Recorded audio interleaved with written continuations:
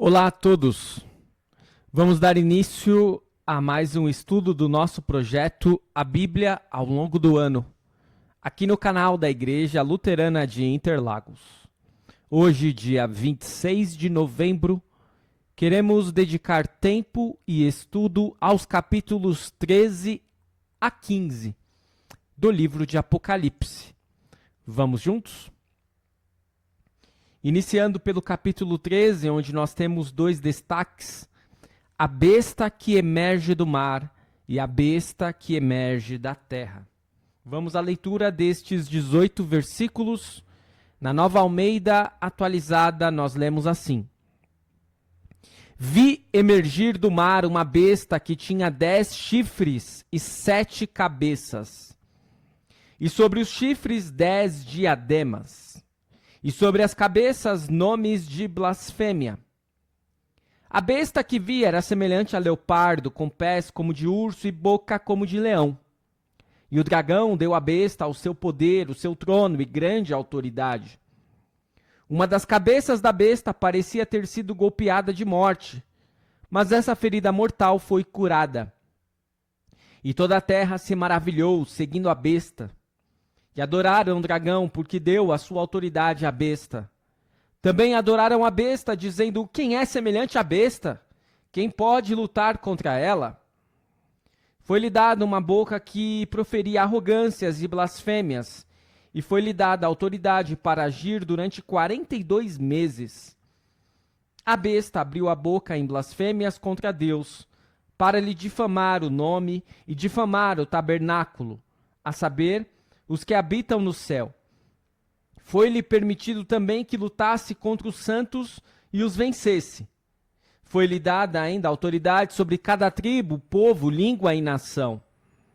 E ela será adorada por todos os que habitam sobre a terra, aqueles que desde a fundação do mundo não tiveram os seus nomes escritos no livro da vida do Cordeiro que foi morto.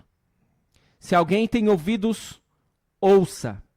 Se alguém tiver de ir para o cativeiro irá.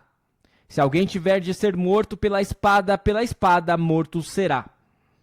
Aqui está a perseverança e a fidelidade dos santos. Vi ainda outra besta emergir da terra. Tinha 2 chifres parecendo o cordeiro, mas falava como dragão. Ela exerce toda a autoridade da primeira besta na sua presença e faz com que a terra e os seus habitantes adorem a primeira besta, cuja ferida mortal havia sido curada. Também opera grandes sinais, de maneira que até faz descer fogo do céu sobre a terra, diante de todas as pessoas. Seduz aqueles que habitam sobre a terra, por causa dos sinais que lhe foi permitido realizar diante da besta, dizendo aos que habitam sobre a terra que façam uma imagem à besta, aquela que foi ferida à espada e sobreviveu. E lhe foi concedido poder para dar vida à imagem da besta, para que também a imagem da besta falasse e fizesse morrer todos os que não adorassem a imagem da besta. A todos os pequenos e os grandes, os ricos e os pobres, os livres e os escravos, faz com que lhe seja dada certa marca na mão direita ou na testa, para que ninguém possa comprar ou vender, senão aquele que tem a marca, o nome da besta ou o número do seu nome. Aqui está a sabedoria. Aquele que tem entendimento calcule o número da besta, pois é número de ser humano, e esse número é 666.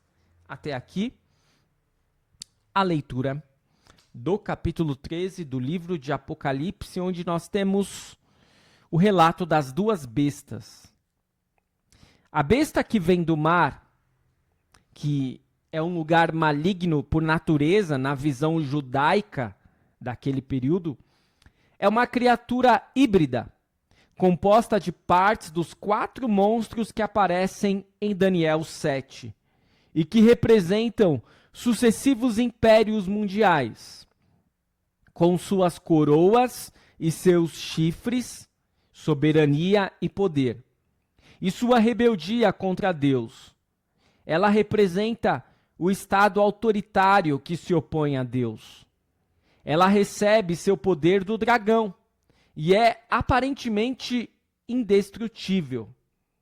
Engana o mundo, mas não aqueles cujos nomes estão escritos no livro da vida do Cordeiro. A segunda besta, o pseudo-cordeiro, que fala com a voz de Satanás, é a religião sancionada e dominada pelo Estado. Em Apocalipse 16, 13 e 19 e 20, essa besta é chamada de falso profeta. Ela imita a realidade e afasta o povo da adoração verdadeira. Os que se negam a adorar perdem, uns a sua vida, outros o seu sustento. Para João, as duas bestas estavam representando o Império Romano e o culto ao imperador, a César. Mas cada época tem os seus equivalentes. Naquele período havia um rumor de que a besta era o imperador Nero.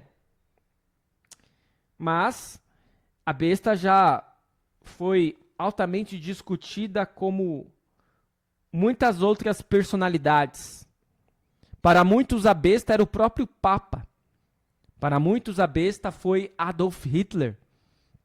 Para muitos a besta hoje pode ser um governante que eu não me atrevo a citar o nome, mas seguramente todos têm o seu governante predileto de chamar de besta. Muitos já tentaram identificar um indivíduo com este número, visto que no mundo antigo as letras do alfabeto também representavam números. Nero César é o favorito ainda hoje, mas para se conseguir esse resultado é necessário usar a forma grega do nome latino transliterado em letras hebraicas e com ortografia variante, segundo Morris. Mas a chave pode estar no simbolismo dos números. 6 é um número humano, o número da humanidade. Não importa quantas vezes seja repetido, por isso 666. Ele é repetido, mas ele nunca chegará a 7, o número da perfeição, o número de Deus. Por mais poderosa que seja a besta e que ela tenta se parecer como Deus, ela não é Deus. Vamos ao capítulo 14, onde nós temos 3 destaques.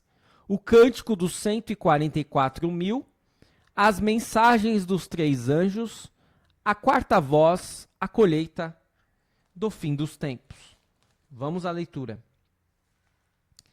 Olhei, e eis que o Cordeiro estava em pé sobre o monte Sião. Com ele estavam 144.000, que tinham escrito na testa o nome do Cordeiro e o nome de seu pai.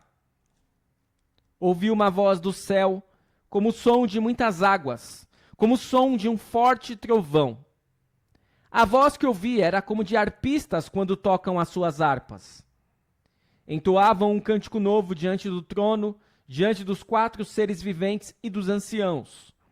E ninguém podia aprender o cântico, senão os 144.000 que foram comprados da terra.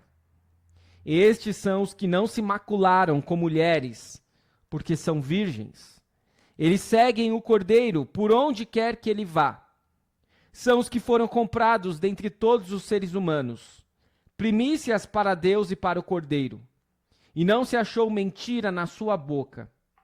Não tem mácula. Vi outro anjo voando pelo meio do céu, tendo um evangelho eterno para pregar aos que habitam na terra e a cada nação, tribo, língua e povo, dizendo com voz forte: temam a Deus e deem glória a ele, pois é chegada a hora em que ele vai julgar. E adorem aquele que fez o céu, a terra, o mar e as fontes das águas. Seguiu-se outro anjo, o segundo, dizendo: caiu a grande Babilônia, que fez com que todas as nações bebessem o vinho do furor da sua prostituição. Seguiu-se a estes outro anjo, o terceiro, dizendo com voz forte: se alguém adora a besta e a sua imagem, e recebe a sua marca na testa ou na mão, também esse beberá do vinho do furor de Deus, preparado sem mistura no cálice da sua ira, e será atormentado com fogo e enxofre. Diante dos santos anjos e na presença do Cordeiro. A fumaça do seu tormento sobe para todo sempre, e os adoradores da besta e da sua imagem, quem quer que receba a marca do nome da besta, não tem descanso algum, nem de dia, nem de noite. Aqui está a perseverança dos santos, os que guardam os mandamentos de Deus e a fé em Jesus. Então ouvi uma voz do céu dizendo: escreva, bem-aventurados os mortos que desde agora morrem no Senhor. Sim, diz o Espírito, para que descansem das suas fadigas, pois as suas obras os acompanham. Olhei, e eis uma nuvem branca, e sentado sobre a nuvem um semelhante a filho de homem, tendo na cabeça uma coroa de ouro e na mão uma foice afiada. Outro anjo saiu do santuário, gritando com voz forte para aquele que estava sentado sobre a nuvem: pegue a sua foice e comece a colher, pois chegou a hora da colheita. Visto que os campos da terra já amadureceram, e aquele que estava sentado sobre a nuvem passou a sua foice sobre a terra e fez a colheita. Então outro anjo saiu do santuário que se encontra no céu, tendo também ele uma foice afiada. Ainda outro anjo saiu do altar, o anjo que tem autoridade sobre o fogo, e clamou com voz forte ao que tinha a foice afiada, dizendo: pegue a sua foice afiada e ajunte os cachos da videira da terra, porque as suas uvas estão maduras. Então o anjo passou a sua foice na terra, ajuntou os cachos da videira da terra e os lançou no grande lagar da ira de Deus. O lagar foi pisado fora da cidade, e correu o sangue do lagar, chegando até a altura dos freios dos cavalos, numa extensão de cerca de 300 quilômetros. Até aqui, a leitura do capítulo 14 do livro de Apocalipse. Então, neste capítulo 14, nós temos a alegria dos redimidos e a colheita do fim dos tempos. Este capítulo é bem diferente dos capítulos anteriores, dos capítulos 12 e 13.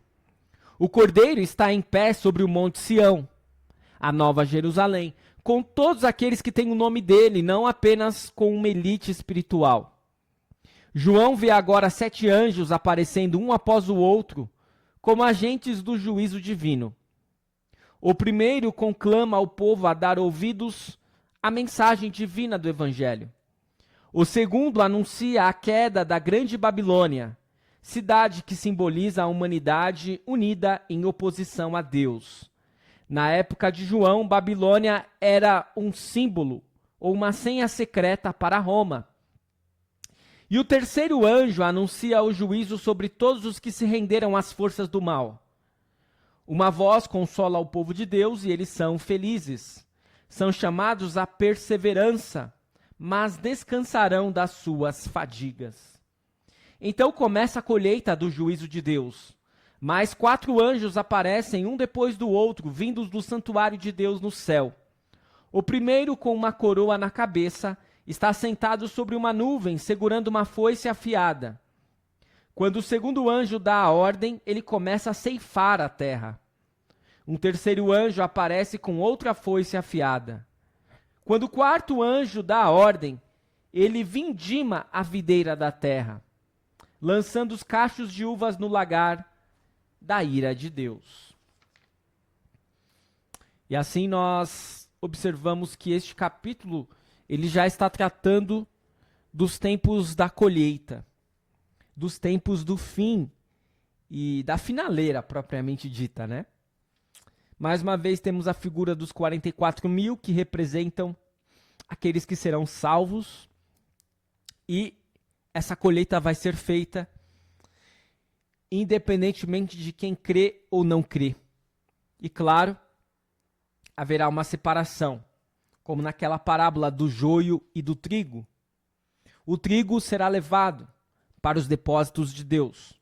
O joio será queimado. Vamos à leitura do capítulo 15, onde nós temos um único destaque, os anjos com os últimos flagelos. Vamos à leitura dos 8 versículos.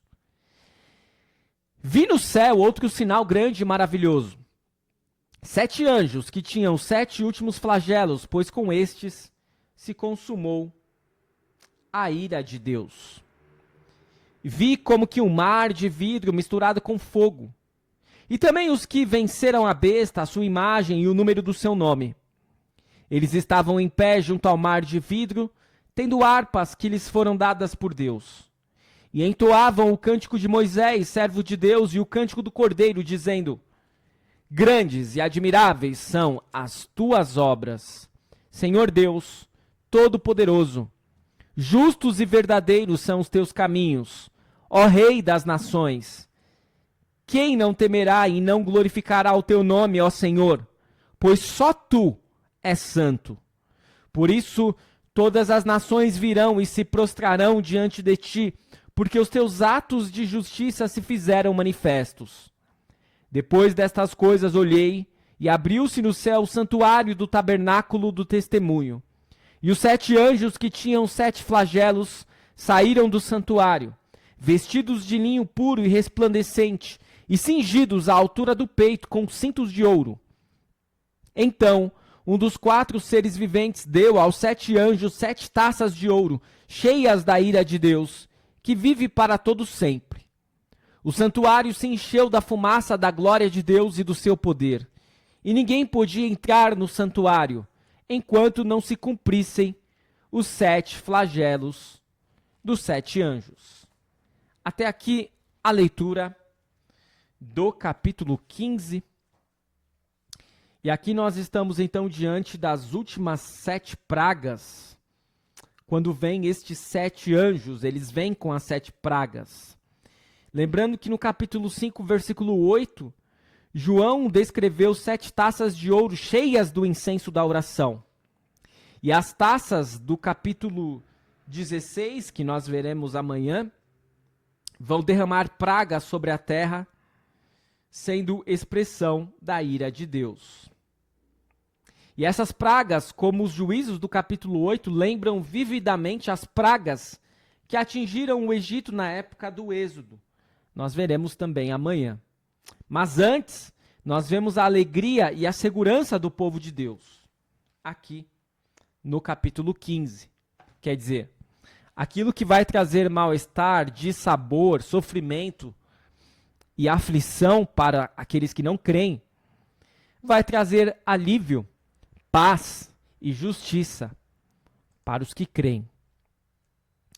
Retomando os ensinamentos destes 3 capítulos, nós vimos que a figura das bestas quer emular, quer imitar a Deus. Por isso, Deus havia marcado os seus, lembram? Antes, para que nada acontecesse com eles. Já a besta vai também fazer a sua marca naqueles que lhe pertencem. O número da besta já foi intensamente questionado, debatido, comentado, mas ele não pode ser levado ao pé da letra. A melhor forma de entendermos ele é, de fato, entender que ele é o número que simula o número de Deus, por isso a repetição do 6, mas ele jamais chegará a ser perfeito como Deus, o número 7. Vemos também que nós não podemos atrelar a uma única figura o anticristo e nem a besta. Pode ser muitas pessoas que se colocam contra a igreja e contra Cristo Jesus e a salvação por meio dele. Depois nós vimos também o cântico dos 144.000, a mensagem dos 3 anjos, a 4ª voz e a colheita do fim dos tempos. É importante a gente ressaltar que Apocalipse parece não seguir tão bem assim uma ordem estabelecida. Claro que tem uma ordem, mas às vezes vai, às vezes volta. Então, tem essa questão da colheita, aí depois fala dos tempos do fim, aí fala também da ressurreição, aí volta para a destruição. Às vezes acontece, mas tem uma ordem própria do livro. E por último, os anjos com os últimos flagelos, que vai ficar mais claro para nós amanhã com o capítulo 16. Espero que este estudo tenha sido de proveito para você. Continue seguindo o nosso canal e o nosso projeto A Bíblia ao longo do ano que já está terminando. Amanhã iremos estudar os capítulos 16 a 18 do livro de Apocalipse. Fique na paz do Senhor até o nosso próximo vídeo.